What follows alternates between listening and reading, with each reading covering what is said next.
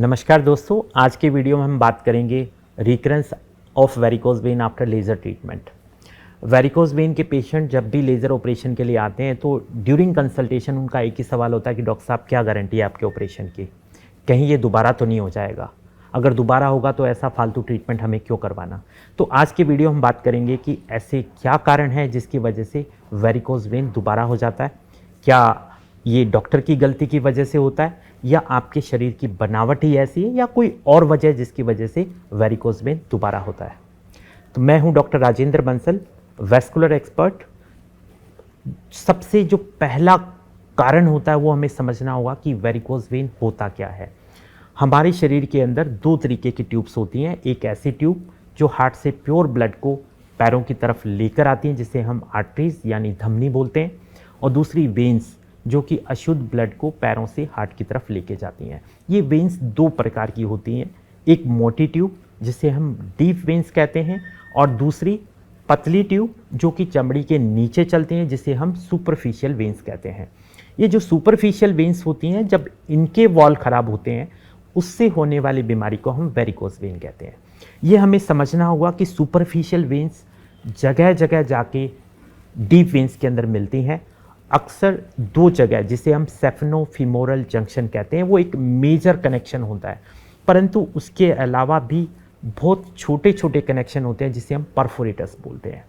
हम laser operation में करते क्या है, लेज़र ऑपरेशन में हम लोग जो ख़राब कनेक्शन है, जो वॉल ख़राब है, हम उसको रिपेयर करते हैं, उन नसों को बिल्कुल पूरी तरह से बंद कर देते हैं। कहने का मतलब कि अगर आज कोई परफोरेटर में लीकेज है तो हम उसको इमीडिएटली रिपेयर करेंगे, लेकिन ऐसे परफोरेटर जिनमें फ्लो का डायरेक्शन नॉर्मल है यानी कि बाहर से अंदर जा रहा है, किसी भी तरीके का लीकेज नहीं है, उसको हम किसी भी तरीके का ट्रीटमेंट नहीं देते। तो पहला कारण, अगर आपके परफोरेटर्स नॉर्मल हैं, जो वेन नॉर्मल है, फ्यूचर में उसकी लीकेज के चांसेस 10 to 15% रहेंगे। अगर ऐसा है तो 10 to 15% चांस रहेंगे कि आपको वेरिकोज वेन दोबारा हो सकता है। सेकंड जो कारण आता है वो होता है जेनेटिक्स। आपके अगर वॉल की बनावट ही ऐसी है जिसमें लीकेज के चांसेस हैं तो आपको वेरिकोज वेन के चांसेस ज़्यादा रहेंगे। तीसरा जो कारण होता है कि ऑपरेटर एक्सपीरियंस। अगर आपका ऑपरेशन करते वक्त किसी भी वजह से कोई वेन छूट गई या जो टेक्निक इस्तेमाल हुई कि लेज़र के द्वारा आरएफए या वीनासील, जिस टेक्निक से आपका ट्रीटमेंट हुआ वो टेक्निक का इस्तेमाल अच्छे से नहीं किया। बहुत बार पेशेंट का सवाल आता है कि डॉक्टर साहब आप तो लेज़र ऑपरेशन के 60 से 70 हज़ार रुपये चार्ज कर रहे हो, फलां डॉक्टर तो 30 हज़ार रुपये में ट्रीटमेंट कर रहा है। इसमें फ़र्क है।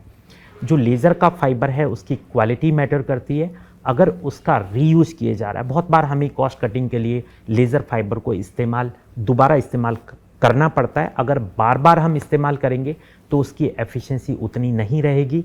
थोड़े टाइम बाद में 6 मंथ 1 ईयर बाद में वहीं से जो हमने नसें बंद की हैं वो दोबारा से खुलना शुरू कर देती है। चौथा जो कारण रहता है, सबसे मुख्य कारण, डॉक्टर ने आपका ट्रीटमेंट किया लेकिन उसके बाद आपको भी काफ़ी मेहनत करना रहता है, जिसमें सबसे पहला रहता है लाइफस्टाइल चेंजेस।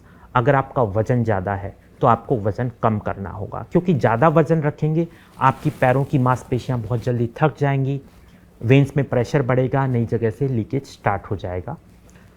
आपको डाइटरी मॉडिफिकेशन करने रहते हैं। एंटीऑक्सीडेंट रिच डाइट हम एडवाइस करते हैं, और साथ साथ में अगर आप ज़्यादा टाइम तक एक ही पोजीशन में खड़े या बैठे रहते हैं तो आपको आपका काम करने का तरीका चेंज करने की सलाह दी जाती है। और ऐसे लोग जो कि 10 से 12 घंटे काम करते हैं उनमें हम कंप्रेशन स्टॉकिंग की भी सलाह देते हैं।